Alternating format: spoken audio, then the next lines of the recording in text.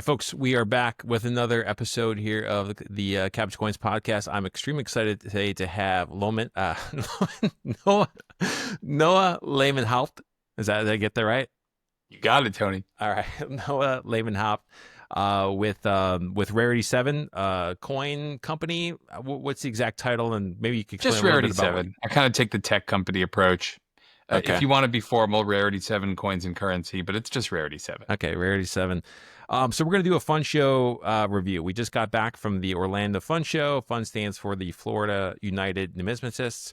It is a biannual show. It occurs in July as well as in January. The July show is typically a little bit smaller than the January show. So we both just got back. I had a phenomenal show. I believe I'm sure you did as well. And we want to kind of get into it and talk a little bit about the show. So first question for you. How many fun shows have you been to and how did this one compare to the rest? It's an excellent question, Tony. My first show was January of 2023. So I did Winter Fun January, 23 Summer Fun, 24 Winter, 24 Summer, and now 25 Winter. So this is my fifth fun show. Sixth, 25 Winter and 25 Summer. So this is my sixth fun show now. Wow. That goes by fast. And so how did this one, you think, compare to the others? I think this one was good. I had a lot of people report on one of the forums that we're on that they had some of their best shows ever. I did not have my best show ever. I thought it was a very busy show. I did some great wholesale business. I found the retail side of my business to be good. It wasn't spectacular. It was good. Now, I think the most interesting thing, probably the most interesting thing about this industry that I think a lot of folks don't realize right off the bat is that you walk into a room like the Fun Show where there's 350 dealers and you think, wow, there's like 350 coin dealers. You're all doing exactly the same thing. You're all competing with each other. That must be chaos. The reality is, as you know, but a lot of people I think don't know, is that many of these dealers are in completely different businesses from one another. Yep. And, I would probably count the number of quote unquote competitors that I have. And I'll get back to that in a second. Very low. I mean, maybe 5, maybe 6, other companies in there that I would consider quote unquote competitors. Now, why do I say quote?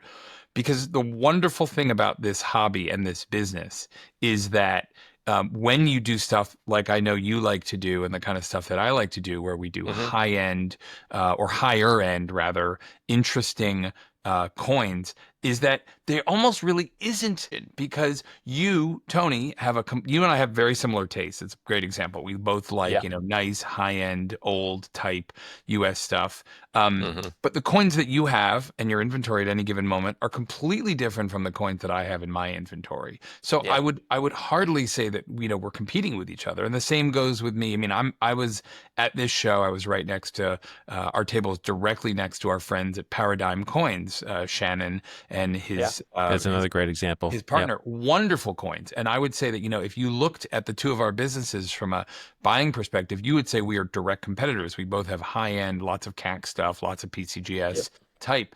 But the thing is, you look at our cases and there's not a single coin that's the same as anyone else. That's the same. So we have completely different businesses. We're complementary. A collector may be looking for a coin that Paradigm has that we don't, and vice versa. So I think that's the wonderful thing about this business is that, you have these companies that are in theory competitors, but aren't really competing with each other. Now, the exception to that is when we're buying a deal. If some collector walks in and says, I've got a collection of old Draped bust dollars, you and I are both going to be battling it out as a share. This is where it gets complicated if we were at a share table or whatever. Because so that's why I think where the competition happens. Anyway, my whole point of saying that is that when a dealer just says, we had a great show, that is almost a meaningless statement, because you have to understand, what does that mean? Are they a wholesaler? Are they a retailer? Are they selling generic Morgan dollars? Are they selling raw, uncertified U.S. coins, $10 and up? The business that a specific dealer is in dramatically affects whether they're going to have a good or bad show, because different segments of the market are doing different things at any given moment. Yeah, it's a good point. I mean, you could also go talk to the guy who's selling coin supplies, like coin collecting supplies, and he could be like, I had a horrible show. Right. Nobody wants Whitman folders anymore. Right. And you're like, sorry, I'm sorry to hear that. I had a Right. phenomenal show. I did all the buying and selling. What's your, I completely agree with everything you said right there. And, that's something that I've kind of mulled around and thought about, like, just like you and I collaborating, doing a podcast together. We have somewhat similar business models.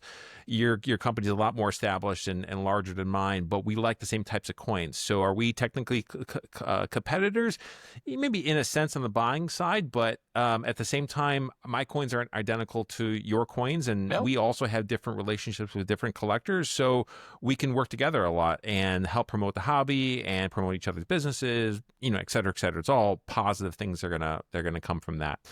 And that's one of the things that I like about your business model and our business model. Now, look, there are dealers out there, who love dealing in generic MS-63 common date Morgan dollars. That's just, that's their business.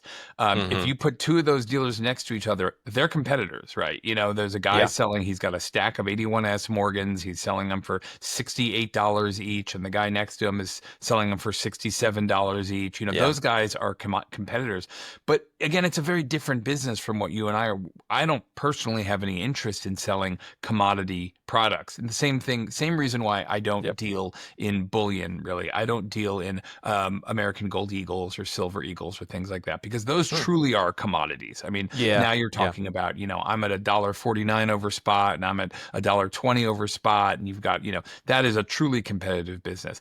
The thing I love about this business is that there really isn't competition, from the traditional sense for that. Yeah. So one of the reasons that I do some business in bullion is because oftentimes a lot of collectors that want to buy a larger piece from me, and we're way off topic with the fun show, but sometimes one of the pieces that a collector might really want to purchase from me, let's say that I picked up the 1652 Pine Tree Shilling. I'm super excited about talking about from pickups from the show. Ep.3. This is about a $12,000 coin. $12,500 is what the price tag is going to be on this.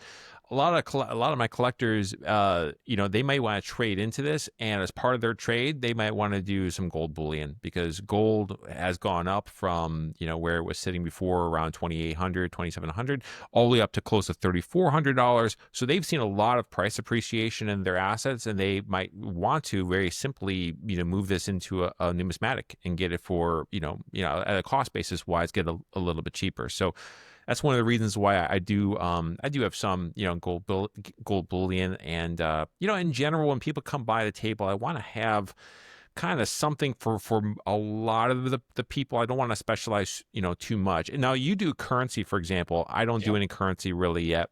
Is that a niche? When did you get into that niche, and do you feel like that's a growing area of the hobby, or or what are your thoughts about currency versus coins? It's a good question. I got into currency pretty much right as I got into coins dealing wise. It was within my first couple shows that I started dabbling in currency.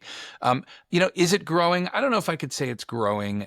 I really like currency. It's adjacent to the hobby, but obviously they both represent the monetary system of the U.S. And I personally love currency just because it's a different aspect of the hobby. It's this beautiful pieces of artwork that you're not going to get areas of toning and things like that with as you would with coins. So it is a little bit more commoditized. I mean, in general, one silver certificate is going to look very similar to another silver certificate, but there's still issues of eye appeal and things like that. They're very adjacent. I just personally find it appealing. I think currency is it's beautiful. It's wonderful pieces of art. You can look at some of the older series and really think about the fact that people use this as their day-to-day money to spend. There's politics involved in it, with all the different laws that went into place and why you would have these different issues. You have legal tender versus silver certificate versus gold certificate. So learning the history of currency teaches you a little bit of some political history of the United States and some legal history of the U.S. So that for many reasons, I just find it super interesting. I don't know that I'd say it's a growing part of the hobby, but it's certainly an interesting one, and one that I get a lot of personal enjoyment out of. Yeah, one of the most interesting things I picked up, or one of the most fun I had at the fun show, was actually searching for a note for a client of mine, because I don't really do a lot of currency. I don't really have currency on my website. One of the reasons for that is in Pennsylvania, currency is one of the things that is you have to collect tax when you sell currency in Pennsylvania. And so I kind of, stick to coins mostly in Pennsylvania. But anyways, this client of mine was in Florida and he was looking for a Bank of Fernandina obsolete 20 to complete his set of 5, 10s, and 20s. And I put a lot of notes out there in some of our dealer groups, and I couldn't find one. And at the very last day of the show, somebody contacted me, and they had one of these notes. I was super excited just to find this one little needle in the haystack, so to speak. And I found this note for the collector and hooked him up with that. Super cool. I'm going to see if I could throw a picture into it. I don't think I took a picture before I mailed it. But anyways, that was one of the It's very coolest things. satisfying to be able to do stuff like that, and it's part of the thing that I think draws a lot of people and dealers into the hobby is the hunt and looking for something great and then finding the thing. Yeah, uncovering that item that you just know. So one example of that, one of the things I love hunting for is these Saudi Arabia 4-pound gold coins. Yeah. You're familiar with these? I am. I've got an open order for one. I have a collector who emails me every few weeks asking for one. So as soon as this one's AU58. You got one. Maybe that's something that we can talk about separately. Maybe we could do some business on this one.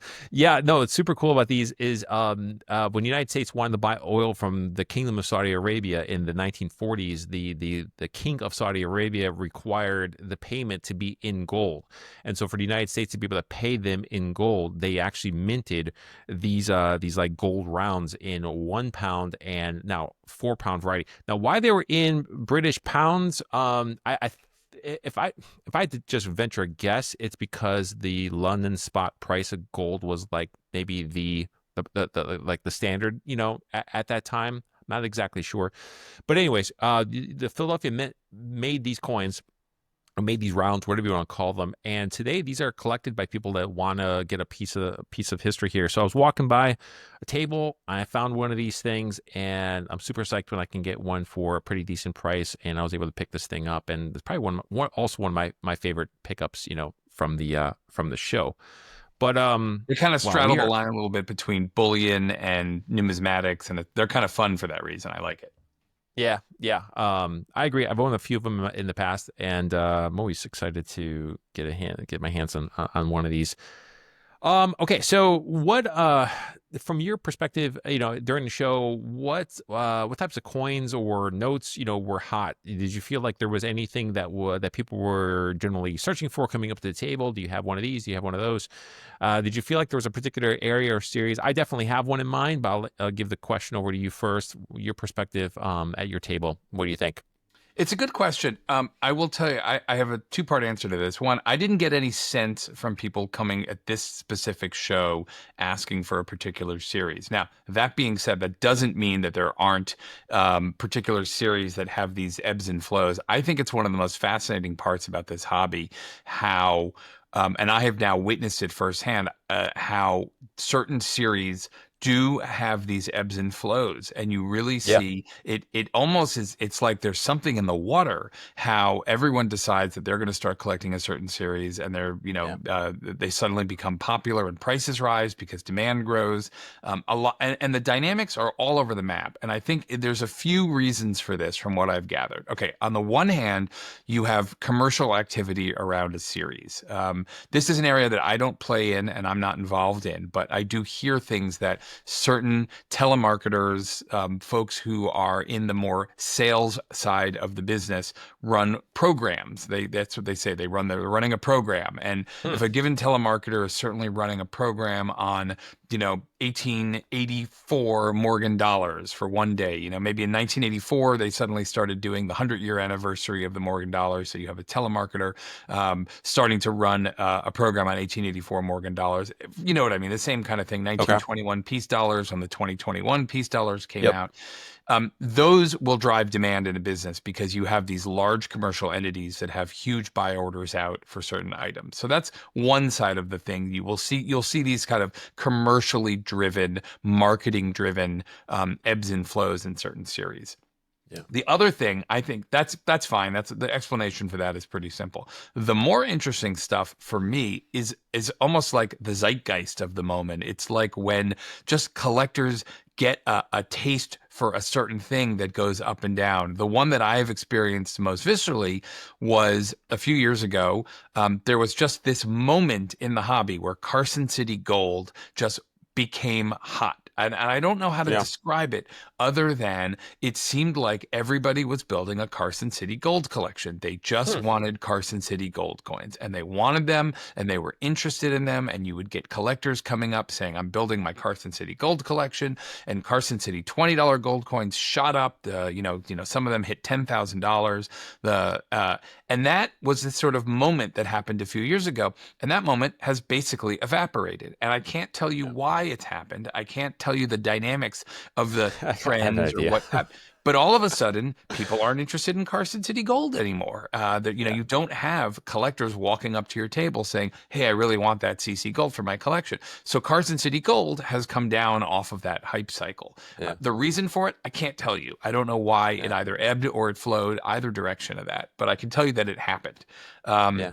We seem to be having a little bit of a moment right now on the series that I'm interested in. I love the Seeded Liberty series. Sure. Seeded dollars, Yep. I think, are having a real moment. And I can't tell you why. I can tell I you sold 3 of that those. there's collectors on Instagram that, post about it, and they build these big collections. And you maybe start to see, all right, well, this guy's building a seeded dollar collection, and that guy's building a seeded dollar collection, and that guy's maybe I should build a seeded dollar collection. All of a sudden, everybody wants seeded dollars. Demand goes up, especially for CAC approved coins where, they're very picky about that kind of stuff. Yeah. So I'm seeing Yeah. that happen. I didn't get any of that specifically at the fun show, but I am, of course, seeing it happen in the industry. What about you? So I think you covered the one of the big ones was just seeded dollars, and we're referring to the Liberty seeded dollar series, which was produced just before the Morgan dollar series. There was also trade dollars that are produced in there as well, but most of the Liberty seeded dollars went into circulation. Most of them are pretty low grade. A lot of them have been beat up and cleaned up over the years, so it's hard to find really difficult, really nice ones. And people love them. They love them to be original and to have really kind of undisturbed surfaces on them. And interesting fun fact about Liberty seeded dollars is that the most common Liberty seeded dollar is actually more rare than the most rare Morgan dollar. Which is the 93S. Yeah. And I actually sold 3 of those at the show. I sold a proof one that I've been holding on to for a little while, and the guy just came up and just bought the thing. It was kind of shocking. It was awesome. For my asking price.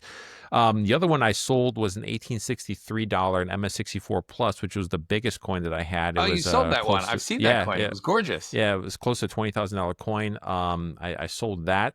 And then lastly, I sold a 72S, which I kind of almost regret, because if there's one coin of that series that I would say, if you get a chance to buy one, buy it and hold on to it, it's a 72S, because there's only 2 years that were made at the San Francisco Mint. They were both made for export to support the trade, U.S. trade relations out in China, I believe, in Asia, in the Pacific. And the 59S and the 72S, and I had a beautiful one in AU50 that I had just gotten reholdered, and I asked a big number, and the person paid the big number. So Awesome. Yeah. So, but now I don't have any seeded dollars. Right. So the other series that I think was really hot that everyone was asking about was the Lanaga Gold. Yeah. Yep. Yeah, and I think there's good reason for that, because there's the BR&A show that's happening at the end of this month, which is called the Blue Ridge Numismatic coin or something. I don't really know what it stands for, but Blue Ridge Numismatic Club, I believe. That's in Dalton, Georgia, and I don't know if you've ever done the Dalton, Georgia shows, but I have not yet, and it's on my list. In fact, I'm taking a little break from shows from now until ANA just so I can catch up and do some stuff. Yeah. But it is definitely on my list, and I think next year it's a show. I'm going to start looking at some of the more regional shows like that to try out. Yeah. if you have T-shirts that say Dahlonega on them, they will sell out. If you have, if you're selling cheeseburgers and you stamp a D on the bun of the cheeseburger, they will sell out. That show, people are obsessed with the Dahlonega Gold. So there was a lot of demand from especially other dealers that are going to go to do that show to try to buy as much Dahlonega Gold as they can buy. There's something about, you talk about the zeitgeist. It's kind of been ongoing for years at that show where people are just obsessed and crazy about the Dahlonega Gold, the D Mint Gold, and specifically $5, which is the most fun to, I think, own. 2.5s are all right too, but anyways. Any standout pieces that you picked up? Anything you're excited to talk about? Oh man, so much. Okay. This is the wonderful thing about coin shows these days. As I've started to scale up my business a little bit, Rarity7 is a retailer. I like to talk about, as I mentioned earlier, everyone's in a different business. Not only are people in different businesses with respect to the coins that they offer, different companies are in different businesses with respect to their business models. And so, you've got companies who are wholesalers. Their only job, they don't like dealing with the collectors. They don't like dealing with the retail public. They only sell dealer to dealer. We are a retailer. One of the joys that I get out of this business is we like to buy coins. I like to take nice photographs of them. I like to list them on our website and send out an email newsletter and offer them to collectors to put in their collection. I find that extremely satisfying to sell a coin to a collector who's going to love and cherish that coin. Now, by the way, does that mean I do wholesale business? I don't do wholesale business? No, I do plenty of wholesale business. I work with a lot of other dealers. I both buy and sell to other dealers for various reasons. Sometimes, I'll sell a coin for a few percentage points less than my retail price, but get it done right away. I'm very happy to do that. But in general, I am a retailer. So one of the fun things about being a retailer is that we have an ever moving flow of coins that sell on our website, and we need to replenish because I always want to have a full stock. Just like any retail business, you have product, you sell it, your stocks go down, you need to replenish. Except in our business, we can't go to a manufacturer to order more. We have to actually go out and find them and hunt and and replenish. It's the toughest part of this business. Yeah. So I love shows like this because I get to replenish my stocks. And I get to come back. I can't quite tilt the camera down, but I have an entire desk full of coins here. But I'll pull a few off the top and show you. So first coin that comes to mind, this was a collector just walked up to the table. This was a guy who I have seen at every coin show, every national coin show for the last, call it 3 years. He stops by my table, and we have kind of labeled him. Well, you can talk about this in the business, and I'm sure you know this. There are customers who just want to talk, and we have a slightly unkind term, which is we call them time wasters. They're guys who want to, at a coin show, every minute is precious because you have this unique opportunity to be in this environment that is so dense with numismatic activity that you really want to make sure that you take advantage of every minute of it. And you'll sometimes get a collector who wants to sit and just talk to you and monopolize you for 30 minutes, an hour or more. And that is really critical time that you need to be doing transactions and commerce and meeting with collectors. By the way, I love, love, love sitting and having conversations with collectors who I can build a relationship with. Now, I'm a capitalist, and I want to make sure that those relationships do sometimes turn into business. I'm happy to talk to somebody for an hour. I'd like to be able to sell them a coin. I'd like to be able to buy a coin from them someday. It's fine. I fully recognize that sometimes you're going to have long conversations with people. Anyway, this guy likes to talk my ear off, doesn't ever want to sell me coins, always wants to show me his coins and then, and then kind of walk away. That'd be anyway, frustrating. I finally bought a coin from him. He finally made an offer, and I accepted it, and it was a good thing. And I'm really excited. It was a really nice one, too. So I'm going to hold it up to the camera so you can see it. It's a beautiful Proof 66 star cameo 1881 trade dollar. And I mean, as you can tell from here, Tony, you and I were just in a grading class together. No question that that's a cameo. There's no question. Black and white feel to the coin is just no issues whatsoever, both on the obverse and the reverse. Just black and white. Clearly and cameo. I just love coin coins like this. I think it is a beautiful coin. It's retail friendly. It will, a collector who has been looking for a proof trade dollar is going to put that in their collection. And again, Yeah. to my point earlier, cherish that for years. It is a gorgeous coin that they're just going to absolutely love. By the way, huge PCGS fan. They're probably my top grading company, but black and white proof coins and NGC holders like this look spectacular. Nice white, black. From an aesthetic standpoint, I think it looks great. So very excited about that coin. I like it. I like it. I'm going to look on my desk and see what else here. I mean, since we're doing show and tell, this is the kind of stuff that I like. And I'll give you a perfect example. Talking about, coins of the moment. Here's a coin that is like having a moment, right? Draped bust dollars are certainly in my business. I'm moving a lot of my business towards this kind of stuff. I absolutely love draped bust dollars. Here is a beautiful VF25 draped bust dollar. I think it's spectacular. And, nice original NGC coin. And this is, again, a collector will find this incredibly happy in their collection. They'll just absolutely love a coin like that. So that was a really fun pickup.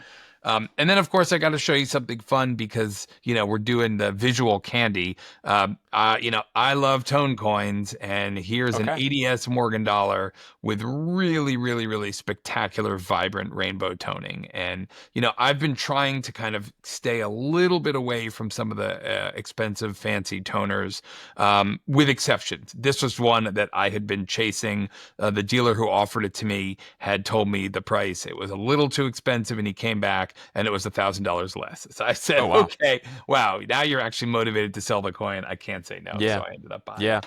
A really, really fun coin. I'm going to keep looking on my little stack here and see if I can.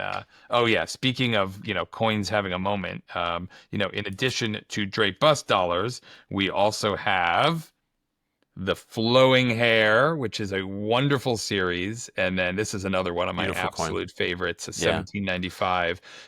This coin has the full package, as I'm sure you know. This is a Flowing Hair $50. It's got a beautiful look to it. It's in the OGH, which is your early 90s era PCGS holder, and it has the CAC sticker. So this is a coin where not only is the coin spectacular, but the entire package that comes with the coin is spectacular. It's beautiful. So very excited about that one. That's another really good one. So those are some of the highlights that come right off the top of my head.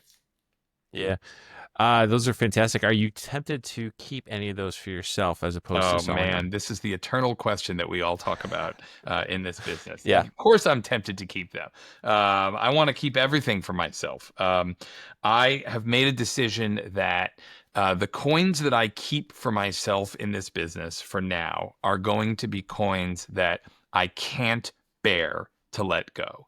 And usually it's not because it's a particularly rare coin. By the way, I'm super tempted to keep this Flowing Hair $50. I mean, this is like the exact look of what I would want to keep in a personal collection. It is perfect. So sure, am I tempted to keep that? Yes. Am I going to keep it? Probably not. The coins that I like to keep for my personal collection are mostly curiosity coins. If I get a coin that's just so weird and so wild that isn't expensive, and I was like, you know what, I just need to keep it. That's the one that I'm going to end up keeping. The first one that comes to mind, I'll get you a picture so you can include it here, is I have a 2.5 Indian that NGC mechanical errored on their slab, pour one. It's an uncirculated coin. I mean, the coin is like MS62, MS63, but the holder says pour one. It's not even like it's in the pop reports as a pour one. Like the coin fully exists in their system, in their database. You look up the serial number, it comes up with pour one. Everything about it is a pour one, but it's a mint state coin. So I kept that because I was like, I don't know, that's just such a weird, cool coin. How could I possibly sell that? Like, that's just a fun one.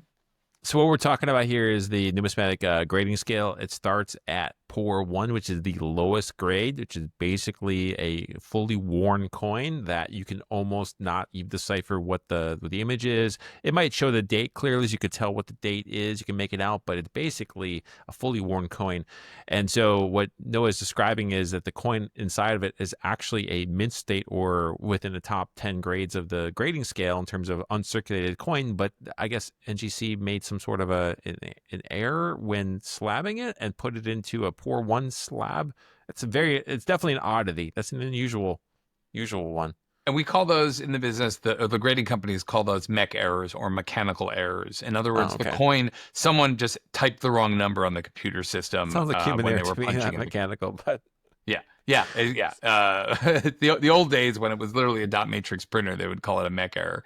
The thing that I love about that is that it's everyone does this, by the way. PCGS has mech yeah, errors, CAC has mech errors, NGC. So this is not yeah, specific to NGC in any way, shape, or form. But it's just funny to look at how a coin can make its way through the entire QA process. The grader typed one, the person who finalized it saw it in the coin, the QA person saw it. It kind of went through this whole chain of systems, and nobody noticed that the coin was obviously 60 grades off from what it was. Anyway, yeah. that's a coin that I put in my personal collection because it's just too fun and it's a great conversation piece, and I can have conversations like this about it. Yeah, I don't have a whole lot in my personal collection, but one of there's a couple things, but one of the pieces of advice that I received was that it's always best to not compete with your clients per se, and so I may not advertise that I have a particular coin, but if a good client of mine that I've done a lot of business with, reaches out to me and says, I'm really interested in two Escudos. I'm thinking about that 1715 fleet, two Escudos I've been keeping aside in my safe for the last 3 years. And I'm thinking, okay, well, this might be a great opportunity. This gentleman, might really, really appreciate opportunity to buy this. So I'm going to go ahead and offer it. But yeah, I typically hold back those things that are special to me in some way, maybe a story about how I got it or something tied to it. But in general, it's always a tough thing, right? About as a dealer in this business, if you keep all the best stuff for yourself, then you're not going to see a whole lot of cash flow. And especially at the earliest stages of building a business, cash flow is extremely important. And you want to get your best your best coins out there and into collectors and build a collector base and build, reputation for your company and your business. You don't want to hold back the best stuff and compete against the people that are looking to you for advice and for coins. So, anyway, I agree what completely. I think you're spot on with that. what advice would you give to a newer dealer or collector attending their first big show? It's a great question. I'm going to split that into two parts because I think the way a dealer or collector would approach a show would be very different. So a collector, new collector going to a big show. First thing, it could be super overwhelming. You're going to walk into this room of, let's define big as anywhere from 100 to 500 tables, which is hugely overwhelming. I mean, some of the shows that we go to are so big that you literally cannot cover the floor of the show in a single day. You need multiple days to walk through to get that show. So the first piece of advice is take a deep breath. You do not need to adopt the frenetic energy that some of the dealers and some of the collectors have. I think that there is particularly if you're newer and a little less experienced, there is a sense from some people that you got to get on the floor. The good deals are going to disappear right away. By the way, that's just not accurate. It's just not correct. There are some cases, there are some small pockets where, maybe a fresh registry set is just coming on the market and, the dealers are going to be competing for that. That's isolated. That's one-off. Don't worry about that. For the most part, coins are there. They're going to continue to be there. Don't worry. Walk around and take a deep breath and get your bearings and just look. Just gaze in dealers' cases and talk to them and get a sense for what is out there. Now, I'm going to make one exception to that rule. And that rule is if you see a coin on the floor that stirs some emotion in you, that gives you that little dopamine hit or that makes your heart skip a beat, buy it. Don't hesitate. Don't walk away. Don't assume that a coin that you discover is going to be there the next time you come around. So that's different. I'm not saying rush around to see everything as quickly as possible. What I'm saying is that take your time, walk the floor. But if you see something that you really like, don't assume that it's going to be there waiting for you because there is only one. That's the wonderful thing about this hobby is that there's an almost infinite number of unique items to buy and sell with the exception of, mint state, boring Morgan dollars and things like that. But if you see a coin for example, this $17.95 half dollar that I have sitting on my desk, and you say, wow, that is a really nice one. I really want to own that one. Don't say, let me think about it for 2 days, because I have so many times experienced somebody saying, let me think about it, I'll come back. They walk away from the table, and 30 seconds later, someone else comes up to the table, buys the coin. The original person comes back, and they're like, oh no, I thought it would be here. What did I do? I missed this thing. So that's a piece of advice. But make sure that you take those two pieces together. Relax, enjoy the show, get a sense for what's out there, but do move quickly when you see something that you like. All right, that's my first piece of advice for collectors. For dealers, if you're a new dealer entering this business, I think the most important thing that you can do at one of these shows is find your niche, find your people, find your part of the business that you are going to do well in, that you have expertise, that you enjoy, that you can spend time, enjoying the way that you do this business. And make sure that you just focus on that, because you will excel and you will do really well if you focus on the area of the business that you really enjoy. Don't try to be everything for everybody. You can't do it. Don't say, well, now I'm going to go into world coins, and now I'm going to go into bullion, and now I'm going to do this, now I'm going to do that.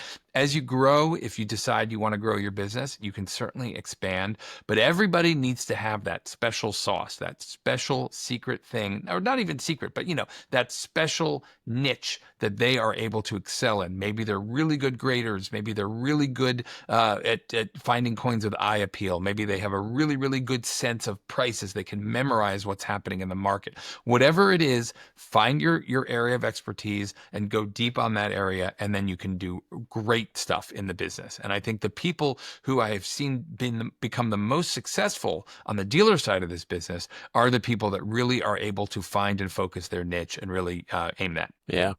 I couldn't have said either of those things any better than you have. I would say I guess just to reiterate, from a dealer's perspective, when a collector's walking by, the coin that in your case everybody keeps asking about. And everybody keeps asking, you're just like, this thing's going to, at some point, somebody's just going to pull the trigger on it, because they're looking through the sea of this case of 40 coins. And the one that just seems to keep popping out is typically stuff that has great eye appeal, strong luster to the coin. There's something about it that stirs people emotionally and gets them excited, and it's going to sell. And in my case, for this particular show, every one of those items that that occurred on, every one of those did sell. So great advice if you are at the early part of a show and you get that feeling.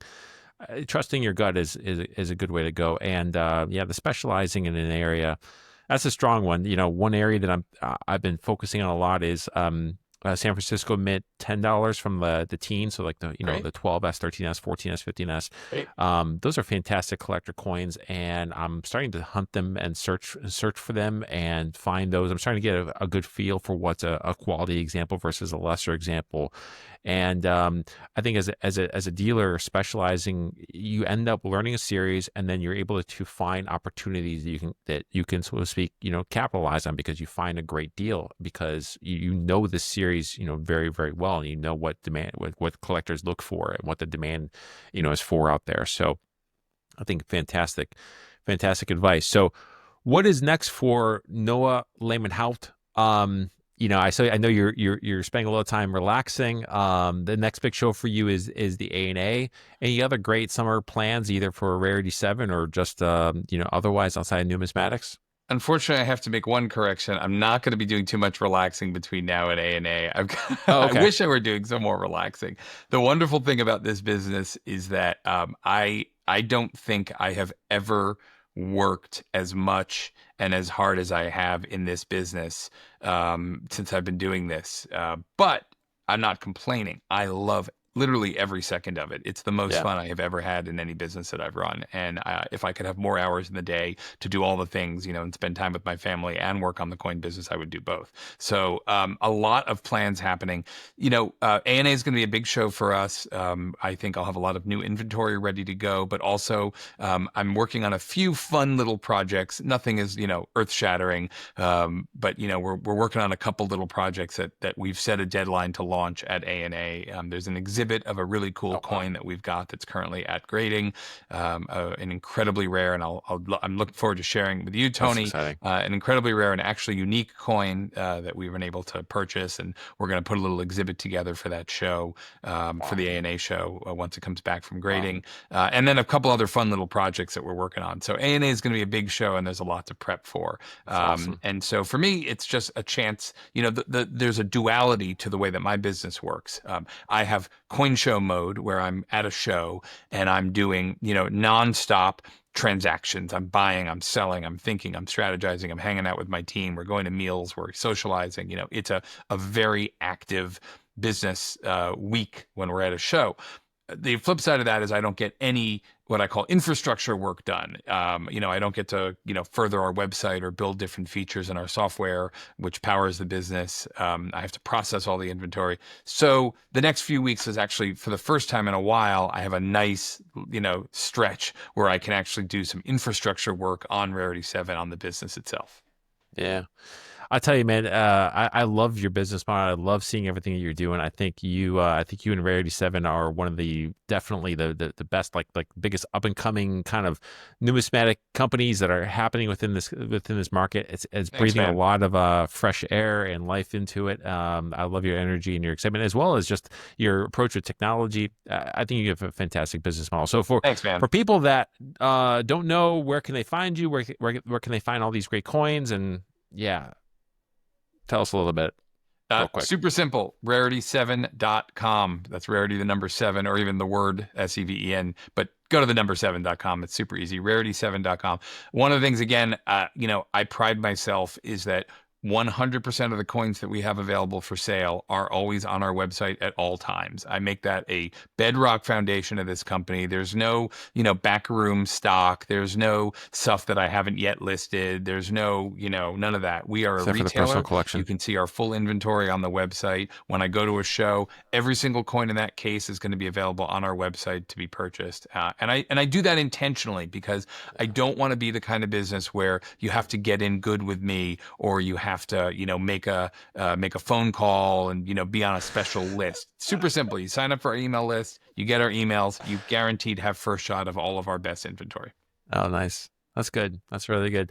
Yeah, I was joking here a little bit about the personal collection. Somebody's got to, wrangle that poor one Indian away from you somehow. I have a list of people who want it. I'll probably sell it someday, but not anytime soon. Yeah. Yeah. So for those that don't know, we're going to wrap things up here. But ANA, what we're referring to is the World's Fair of Money that occurs in August every year.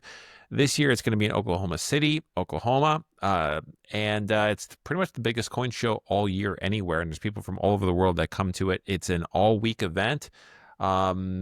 And pretty much, it's like the premier coin event. If you're getting into the hobby, you've been for the hobby for a while, I'd recommend making your way out to Oklahoma City, and you'll definitely see myself as well as Noah there. So, by the way, one extra piece of advice on that front that I tell lots of collectors all the time. If a coin show is, Tuesday, Wednesday, Thursday, Friday, Saturday, as is the case of the ANA World's Fair of Money, more commonly a coin show is Thursday, Friday, Saturday. That's the more typical schedule. Do not wait until Saturday to come to the coin show. So the advice that I gave you about taking your time and relaxing, that applies once you're there. Saturday is like it's probably the bane of my existence in this industry, is that everybody packs up. All the big dealers pack up on Friday night, or they're leaving Saturday morning.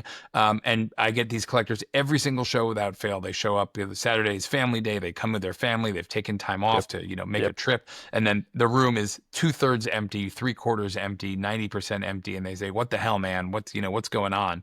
And it's just this thing about this business, and it bugs me and I hate it. We always stay till the very end, but don't come to a coin show on Saturday. The earlier that you can come, the better. The peak of the activity at the World's Fair of Money is going to be the public days on Tuesday and Wednesday. That's when all the hardcore collectors are going to come. And I know you got to take time off, and there's a whole thing happening there.